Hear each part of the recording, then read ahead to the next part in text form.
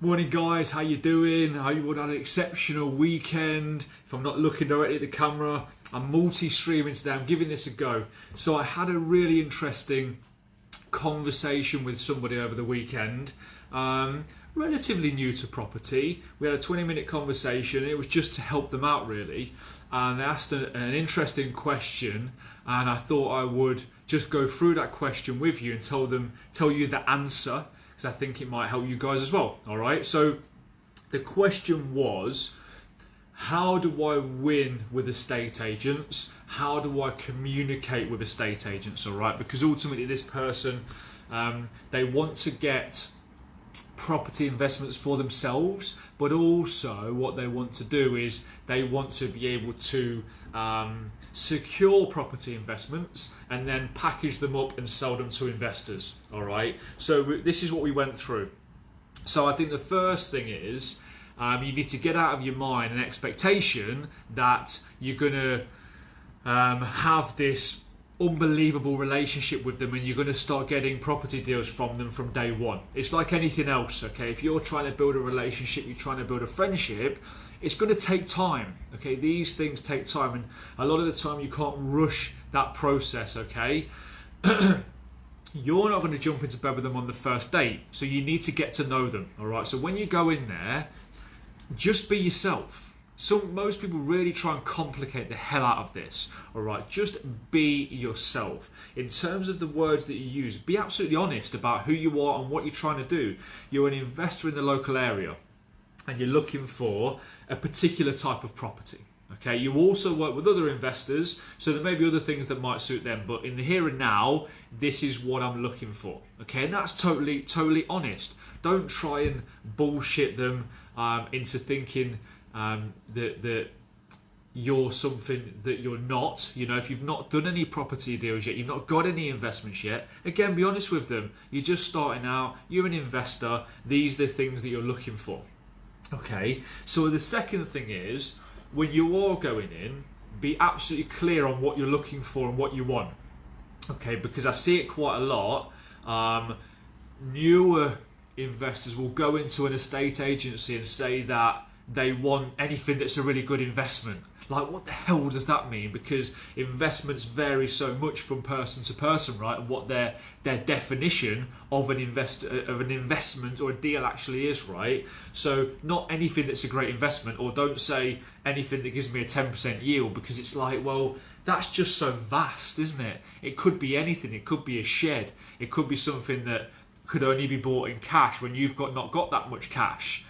You know, so it might be a flat when you're only looking for houses. You know, it could be a number of things. It's just so vague that ultimately it's going to take that estate agent some questioning, drilling down into what you actually need. So you've got to be as clear as possible in that what you're actually looking for. Okay, so you might go in and say, look, you know, I'm looking for 2 to 3 bed properties in the area.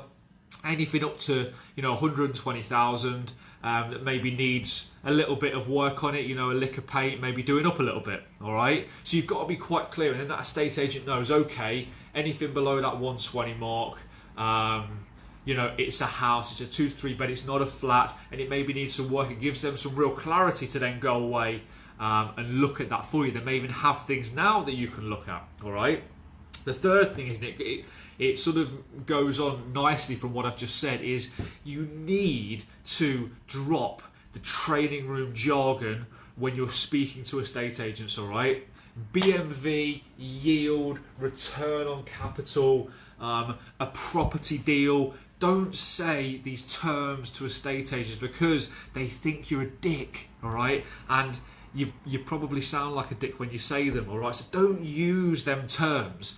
I spoke to one of my estate agents who I have a great relationship with last week, and he said, listen, Sam, I can tell that there's been some sort of course, some sort of online course probably over the last week or so, because everyone and his dog is ringing up telling me they want 20% below market value properties, or they want a 10% yield. He was like, when I hear that, it just makes me shudder inside, and they just go with the other pile of people who are never going to buy anything from me, who just want to ring up and want me to bring out this mythical black book of all these property deals that I've got under my desk and start presenting them to them.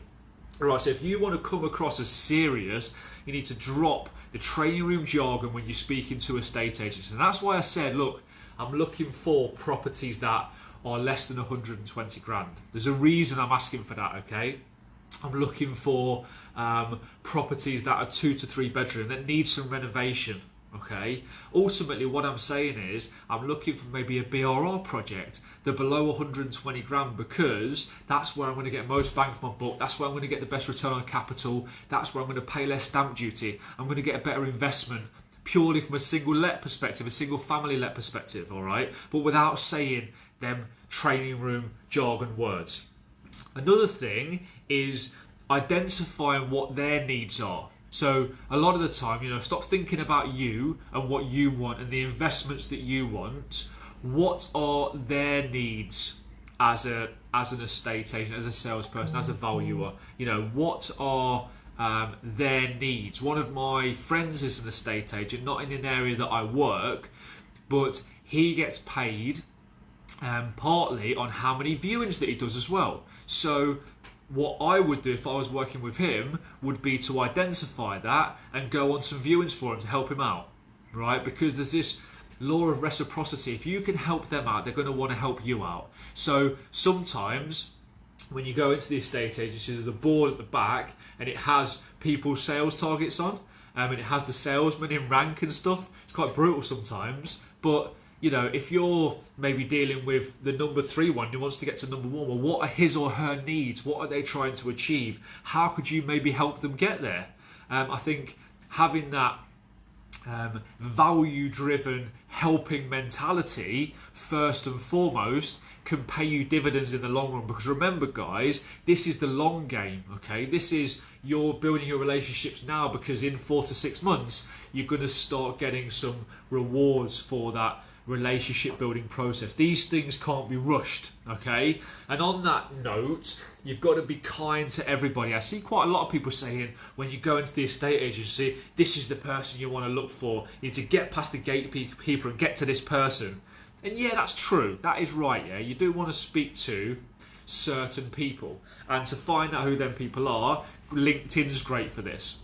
However, you've got to be kind to everybody, because if the person who's doing the admin is going to know the head negotiator, is going to know the valuer, is going to know the boss. So if you feel rude or you piss off the person who's doing all your admin, or sorry, who's doing the admin for that business, then they're going to tell everybody else what a dick you are. So just make sure you go in and you're nice to everybody. You're treating everybody equal. And when you do go in there, don't think for a second that because you're an investor, you're going to get treated any different, that they're going to bring you, when you say you're an investor, they're going to bring you through into this back VIP area. Oh, come and sit here with the big leather sofas and let me get you a cup of tea and a cup of coffee. No, you're the same as everybody else. Don't pedestalize yourself because you think you're an investor. You're just the same as everybody else until you follow through on what you say you're going to do, okay?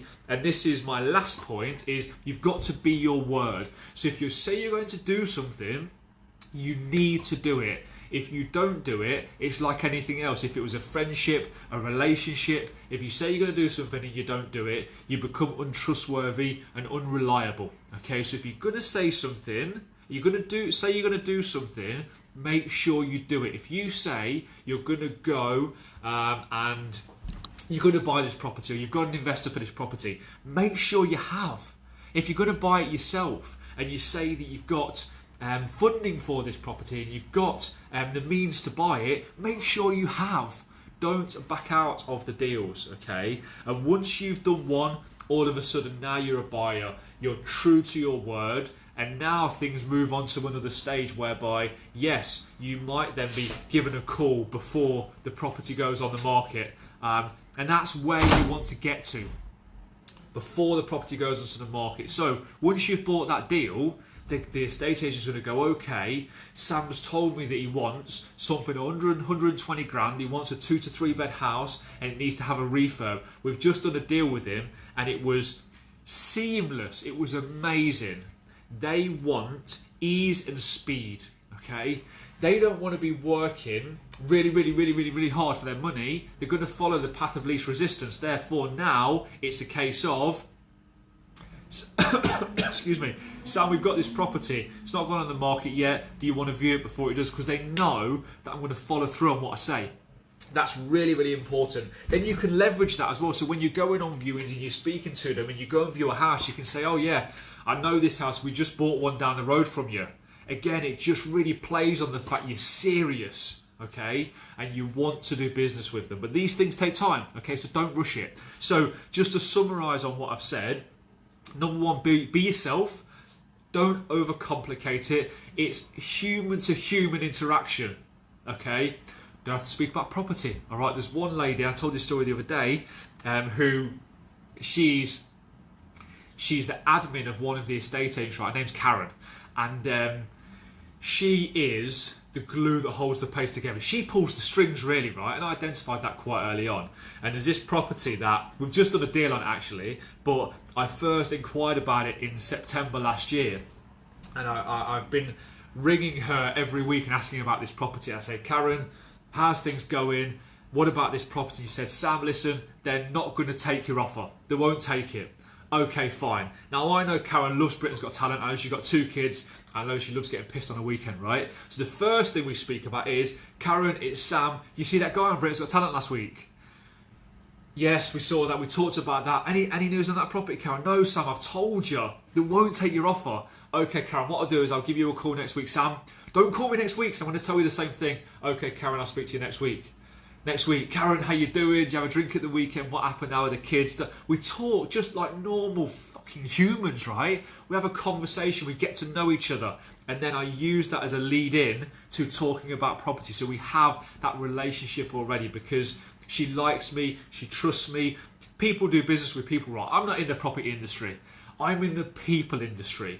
It sounds cliche, but it's so true. Get to know people, build relationships, build goodwill in people, okay? So number one, be yourself and build relationships. Number two, be absolutely crystal clear on what you're looking for and who you are, okay?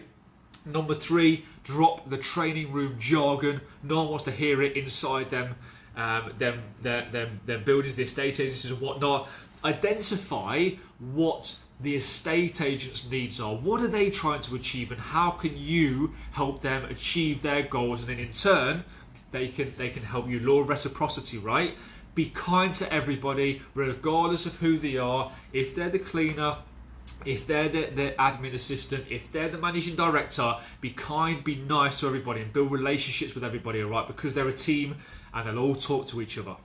And lastly, be your word. If you say you're going to do something, then do it, okay? Do not say something that you cannot follow through on because that's the quickest way to wreck your relationship, all right? I hope that's been useful for you. That's how to win with estate agents. Any questions you've got, please drop them below. I'm more than happy to answer them. I'll probably go back and do more videos based on them questions or I'll answer them in the thread. But have a fantastic Monday.